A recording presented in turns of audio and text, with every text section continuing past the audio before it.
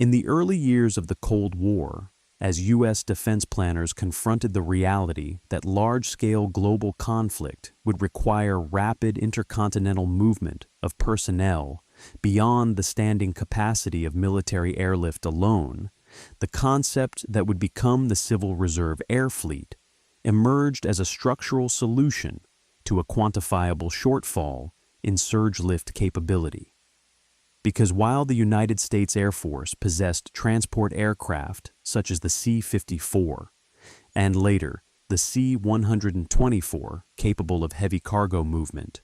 the number of seats available for rapid troop deployment during full mobilization remained constrained by peacetime procurement limits and budgetary realities, and wartime modeling conducted by the Department of Defense during the 1950s indicated that in a European contingency requiring reinforcement of multiple divisions within the first operational week,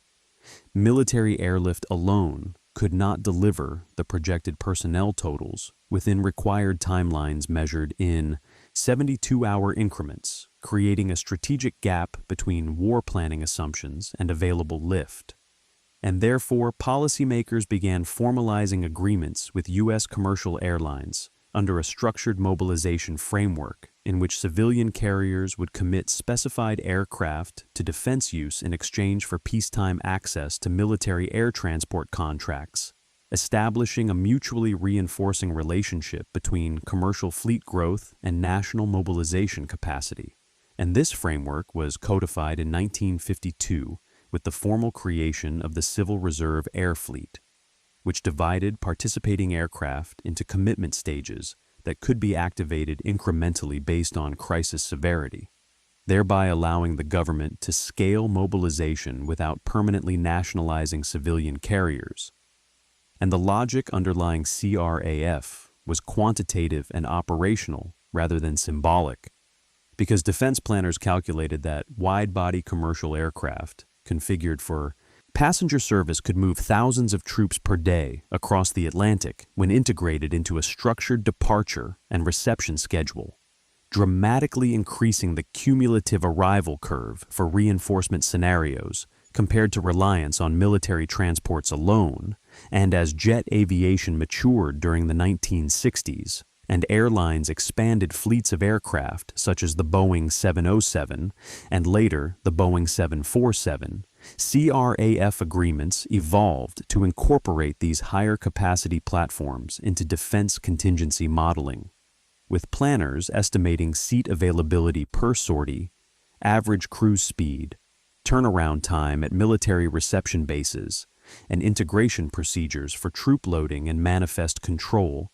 embedding commercial aircraft performance metrics directly into war plans. And these agreements required airlines to maintain aircraft in a condition compatible with rapid conversion to troop transport configuration, including reinforced floor loading standards and compatibility with military pallet systems where applicable, while the Air Force, in turn, guaranteed peacetime airlift business to participating carriers, creating an incentive structure that ensured commercial fleet expansion indirectly strengthened national mobilization capacity. And throughout the 1970s, as NATO reinforcement planning matured under the Reforger framework, CRAF became increasingly central to the personnel movement component of transatlantic mobility doctrine, because military aircraft were prioritized for heavy equipment and outsized cargo, while civilian wide-body jets provided the seat density necessary to move brigade-sized formations rapidly to Europe. And war planning models incorporated CRAF sortie generation rates into brigade-equivalent arrival projections, calculating how many troops could be delivered by day 3, day 5, and day 7 of a hypothetical Warsaw Pact attack. And reception staging onward movement procedures were adjusted to accommodate civilian aircraft arrival at bases such as Rhine-Main and Ramstein, requiring coordination between airline crews and military ground handling teams. And by the late 1980s, the Civil Reserve Air Fleet represented a mature integration of commercial aviation into national defense architecture, with hundreds of aircraft across multiple carriers committed under staged activation protocols, capable of delivering tens of thousands of troops within compressed timelines, demonstrating that Cold War mobilization planning depended not only on military lift assets, but on a structured partnership with the civilian aviation industry, designed to convert commercial seat capacity into strategic reinforcement power at the moment of crisis. As the Cold War intensified during the 1960s and 1970s, the Civil Reserve Air Fleet transitioned from a theoretical mobilization supplement into a mathematically embedded component of U.S. war planning, because Department of Defense mobility studies increasingly demonstrated that reinforcement of NATO under worst-case Warsaw Pact attack scenarios required rapid deployment of multiple heavy divisions from the continental United States within a window measured in days rather than weeks, and when planners calculated seat requirements for a single heavy division, including combat troops, support personnel, headquarters elements, and attached units, totals frequently exceeded 15,000 to 20,000 personnel, meaning that simultaneous movement of 2 or 3 divisions demanded lift capacity in excess of 50,000 seats within the first 72 to 96 hours, far beyond the organic troop carrying capacity of the military airlift command fleet alone, and therefore CRAF commitments were integrated directly into time-phased deployment data systems, where airline-provided aircraft were assigned sortie schedules aligned with reforger activation timelines, and commercial carriers participating in CRAF were divided into stages, with Stage 1 designed for minor regional contingencies, Stage 2 for major theater reinforcement, and Stage 3 for full national emergency mobilization, allowing the President to activate progressively larger segments of the civilian fleet depending on crisis severity. And by the mid-1970s, dozens of U.S. airlines had committed hundreds of aircraft, including narrow-body and wide-body jets, to the program, with planners calculating available passenger seats per aircraft type, average cruise speeds across transatlantic routes, refueling intervals, crew duty cycle limitations, and aircraft turnaround time at European reception bases to produce detailed sortie generation models that could be compared against projected reinforcement curves, and as wide-body aircraft, such as the Boeing 747, entered commercial service. Their seating capacity, often exceeding 300 passengers in troop configuration, significantly increased cumulative daily arrival potential, reducing the number of sorties required to move brigade-level formations and allowing planners to compress reinforcement timelines.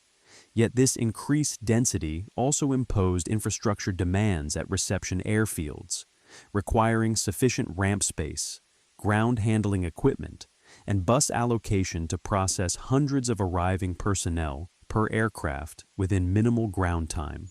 And therefore, NATO airfield modernization programs incorporated CRAF-compatible planning assumptions, ensuring that passenger terminals, cargo handling areas, and air traffic control systems could accommodate simultaneous arrival of multiple civilian jets operating under military scheduling priority,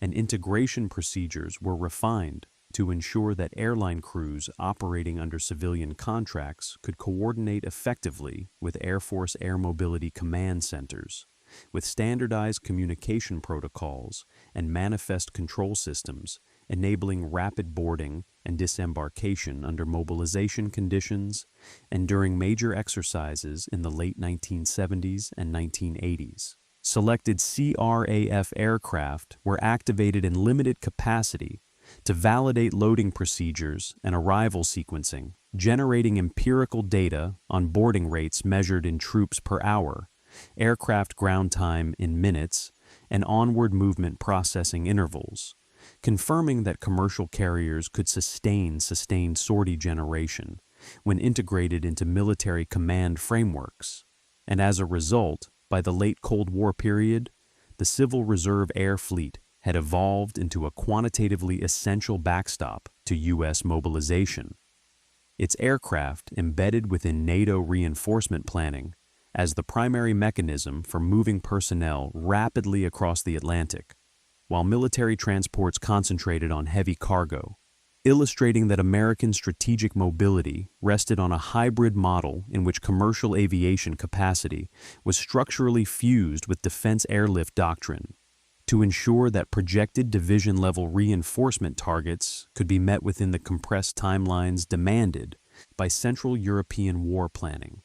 By the early 1980s, the Civil Reserve Air Fleet was no longer treated as an auxiliary resource, but as a formally modeled surge instrument embedded within the Department of Defense's mobility requirement studies, because successive analyses conducted under the Mobility Requirement Study framework compared projected wartime troop movement demand against available military lift and demonstrated that without full activation of CRAF, the United States would fall short of required passenger throughput during the first 10 days of a major European contingency. And these studies translated reinforcement objectives into quantifiable sortie schedules in which specific numbers of wide-body and narrow-body civilian aircraft were assigned departure windows from continental U.S. hubs such as JFK, Atlanta, Chicago, and Dallas, routed through designated North Atlantic tracks and sequenced into reception bases in West Germany and the United Kingdom under coordinated air traffic control priority, with planners calculating daily seat delivery capacity measured in tens of thousands of personnel. And these calculations incorporated airline fleet composition data, including aircraft type, seating configuration under troop transport conversion, average block time for transatlantic crossing, maintenance availability percentages, and crew rest compliance cycles to ensure that surge operations could be sustained beyond a single rotation without violating safety parameters, and CRAF participation agreements were structured to guarantee that airlines received peacetime Department of Defense airlift contracts proportional to their committed aircraft, thereby incentivizing fleet modernization and wide-body acquisition that indirectly strengthened mobilization capacity. And by mid-decade, more than 30 U.S. carriers were enrolled in CRAF, committing hundreds of aircraft across multiple stages of activation, creating a mobilization pool capable of delivering several 100,000 passenger seats over a sustained 10-day surge, and integration procedures between Air Mobility Command and airline operation centers were refined to include standardized dispatch protocols, secure communication channels, and manifest data compatibility, allowing military passenger processing units to interface directly with commercial boarding systems and accelerate embarkation rates measured in troops per hour per gate. And reception airfields in Europe incorporated CRAF-specific ground handling planning, ensuring sufficient jet bridges or stair units, bus fleets, baggage handling equipment, and staging areas to process wide-body arrivals in compressed intervals without degrading runway throughput for concurrent military cargo flights. And exercises during this period occasionally activated limited CRAF segments to test real-world integration, tracking aircraft ground time in minutes, disembarkation rates per aircraft, and onward movement. Scheduling against rail and bus capacity feeding prepositioned equipment sites, confirming that civilian jets could be woven into NATO's reinforcement architecture without disrupting the heavier cargo-focused mission of C-5 and C-141 fleets. And as Warsaw Pact modernization programs increased the perceived urgency of rapid reinforcement, the Civil Reserve Air Fleet became central to achieving brigade-equivalent arrival targets within 72-hour and 5-day benchmarks embedded in NATO's Central Front defense plans, illustrating that U.S. mobilization capacity during the final decade of the Cold War depended on the structural integration of commercial aviation assets into a layered strategic airlift model capable of sustaining high-volume personnel flow across intercontinental distances under crisis activation conditions. As NATO reinforcement planning became increasingly data-driven during the mid to late 1980s, the Civil Reserve Air Fleet was incorporated directly into time-phased deployment data systems that translated war plan objectives into daily passenger flow requirements, because U.S. European Command and Transportation Command planners calculated the number of personnel required to activate prepositioned equipment sets in Germany within 72 hours of political authorization. And these calculations routinely exceeded the troop-carrying capacity of organic military transports, making CRAF activation the decisive variable in achieving brigade-equivalent arrival targets, and mobility planners therefore constructed detailed sortie generation models in which specific numbers of wide-body civilian aircraft were assigned to deliver predetermined troop increments per 24-hour cycle with average seating capacity per aircraft type, typically ranging from 200 to more than 300 seats in high-density troop configuration, multiplied by projected rotations per aircraft over a 72-hour period to determine cumulative arrival curves, and these curves were then synchronized with reception staging onward movement capacity at European air bases, ensuring that passenger processing rates measured in troops per hour and bus allocation to POMQS equipment sites could absorb incoming personnel without creating runway congestion or administrative backlog, and planners also modeled maintenance availability percentages for commercial fleets, recognizing that surge operations required sustained sortie generation beyond initial activation, and therefore assumed readiness rates comparable to peacetime reliability benchmarks maintained by major U.S. carriers, while crew scheduling compliance was integrated into planning assumptions to ensure that long-haul transatlantic rotations could continue without violating duty time limits, and to validate these models' limited-scale activations during exercises tested boarding rates at departure airports, often measuring throughput at gates in excess of 1,000 troops per hour across multiple aircraft, and arrival processing intervals at Rhine-Main and other reception hubs were recorded in minutes per aircraft to ensure that civilian jets did not disrupt cargo priority sequencing for military transports delivering outsized equipment, and integration procedures required that airline dispatch centers coordinate directly with Air Mobility Command's tanker and airspace management systems to preserve safe and efficient routing across North Atlantic tracks during surge conditions, demonstrating that civilian carriers could operate within military-controlled scheduling frameworks without compromising safety or reliability.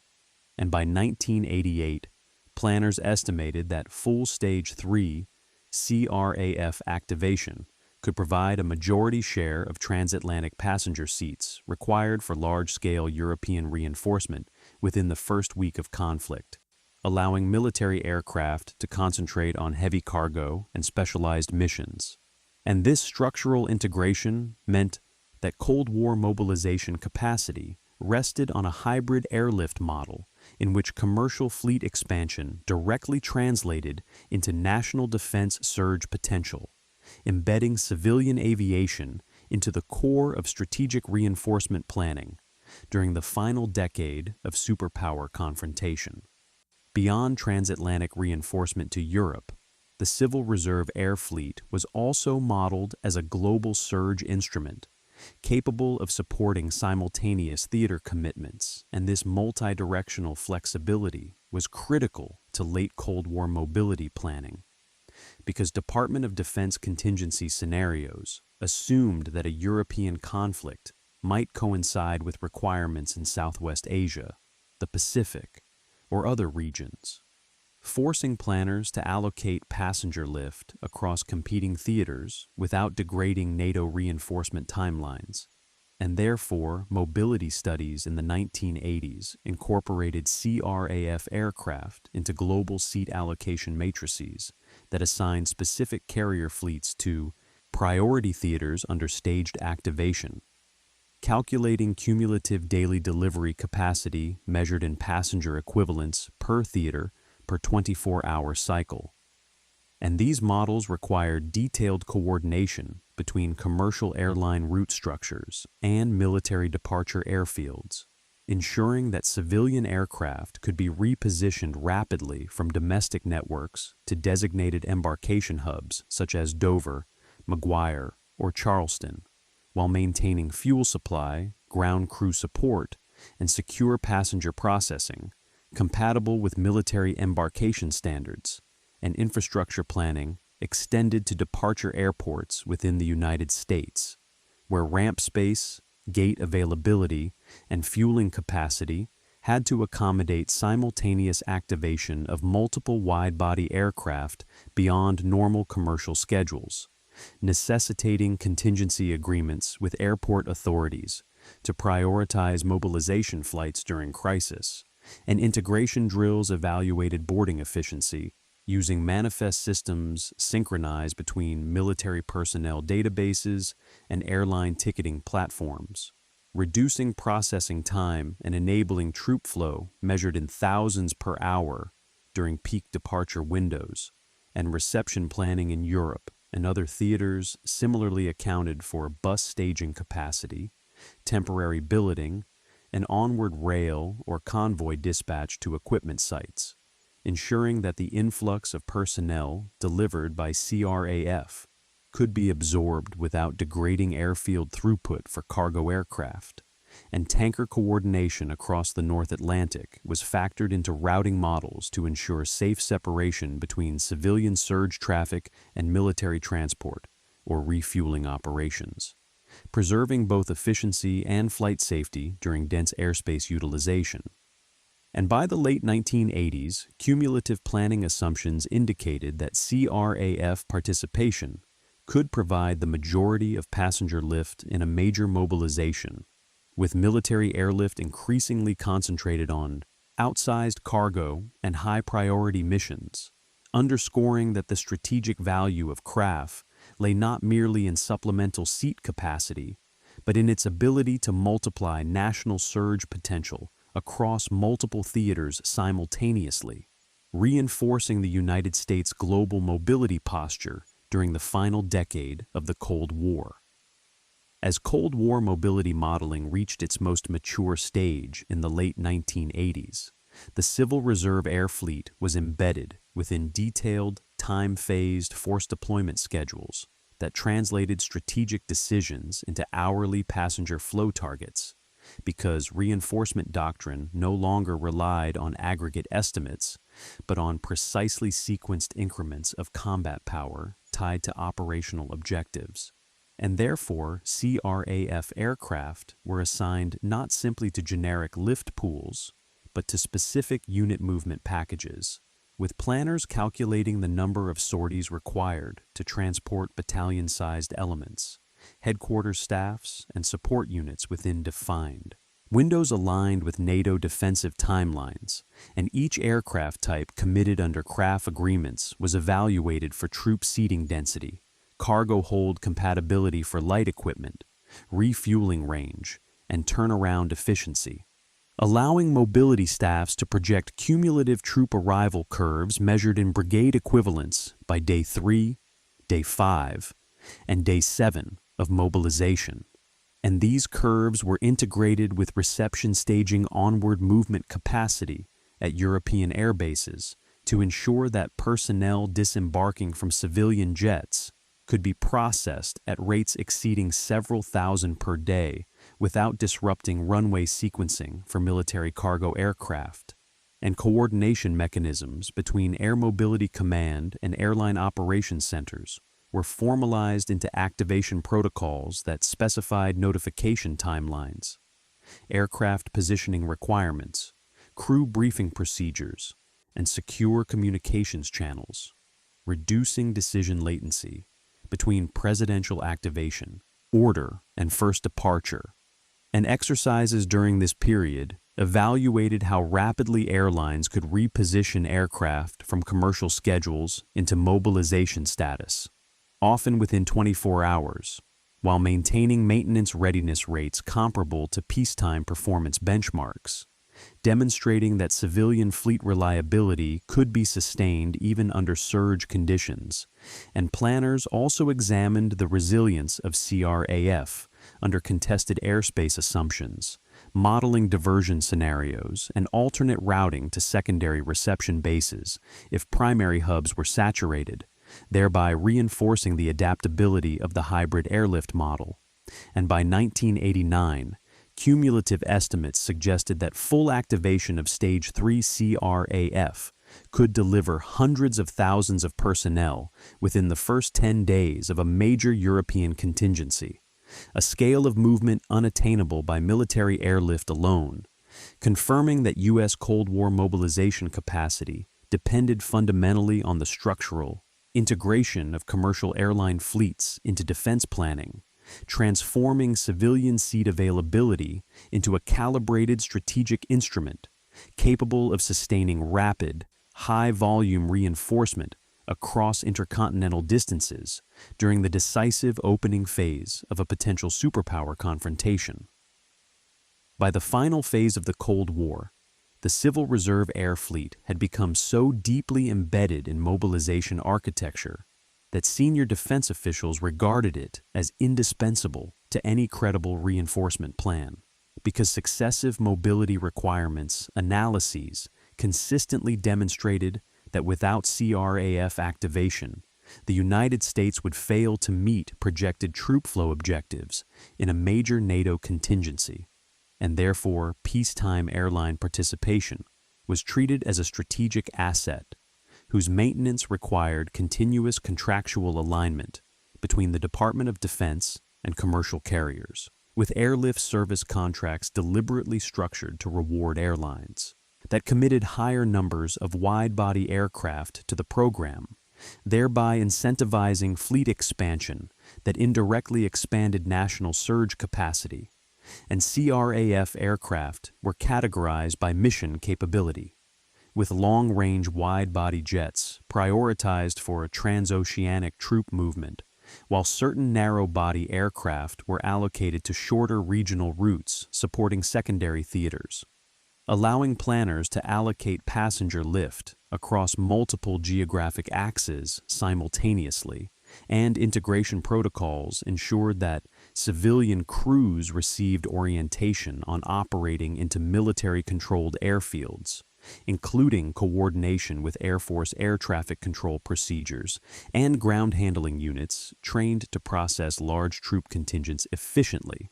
often targeting aircraft ground times measured in less than 90 minutes to preserve high sortie generation rates, and mobilization modeling extended to departure airport readiness within the United States, where fueling, infrastructure, security screening capacity, and gate allocation were analyzed to ensure that simultaneous activation of multiple CRAF aircraft would not overwhelm civilian terminals, requiring contingency agreements with airport authorities to prioritize defense flights during crisis activation, and reception hubs in Europe similarly maintained surge planning assumptions that integrated CRAF passenger arrivals with bus and rail allocation to prepositioned equipment sites, ensuring that thousands of troops delivered per day could transition to combat-ready status within doctrinal timelines. And by 1990, cumulative data from exercises and analytical modeling indicated that CRAF participation could provide a majority share of passenger seats required for large-scale mobilization during the first operational week, effectively multiplying military airlift capacity without requiring permanent expansion of government-owned fleets. And thus, as the Cold War drew to a close, the Civil Reserve Air Fleet stood as a fully institutionalized hybrid system in which commercial aviation was structurally fused to national defense planning, converting civilian aircraft availability into measurable reinforcement power capable of sustaining high-volume personnel movement across intercontinental distances at the moment of crisis. When examined across the entire Cold War period, from its formal establishment in 1952 Through the closing years of superpower confrontation in 1991, the Civil Reserve Air Fleet emerges as a structural cornerstone of U.S. mobilization doctrine rather than a peripheral contingency tool, because its integration into defense planning solved a fundamental quantitative problem: the mismatch between projected troop movement requirements in a large-scale European conflict and the finite seat capacity of organic military airlift. And over 4 decades, CRAF evolved into a tiered activation system capable of converting hundreds of commercial aircraft into strategic troop carriers within hours of presidential authorization, embedding airline fleet composition, seating density, cruise speed, maintenance readiness rates, and crew availability directly into time-phased force deployment schedules. And by the late 1980s, mobility modeling demonstrated that full Stage 3 activation could deliver the majority of required passenger lift during the first week of NATO reinforcement, allowing military transports to concentrate on heavy cargo and outsized equipment, while civilian wide-body jets generated brigade-equivalent arrival curves aligned with operational timelines. And this hybrid structure required deep procedural integration, including synchronized dispatch protocols between Air Mobility Command and airline operations centers, surge planning at U.S. departure airports to prioritize mobilization flights, reception staging onward movement capacity in Europe calibrated to absorb thousands of arriving troops per day, and secure communications frameworks, enabling civilian crews to operate within military airspace control regimes, and repeated exercises validated boarding rates measured in thousands of troops per hour,